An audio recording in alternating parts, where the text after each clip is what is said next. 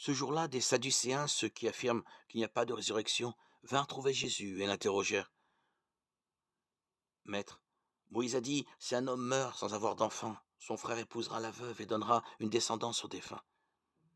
Il y avait chez nous 7 frères. Le premier qui s'était marié mourut, et comme il n'avait pas d'enfant, il laissa sa femme à son frère. De même, le deuxième, puis le troisième, jusqu'au 7e, et finalement, la femme mourut. Alors, à la résurrection duquel des 7 sera-t-elle l'épouse, puisqu'elle leur a appartenu à tous? Jésus leur répondit, vous êtes dans l'erreur, en méconnaissant les Écritures et la puissance de Dieu.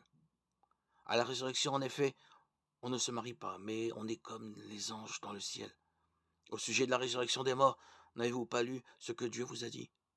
Moi, je suis le Dieu d'Abraham, le Dieu d'Isaac, le Dieu de Jacob.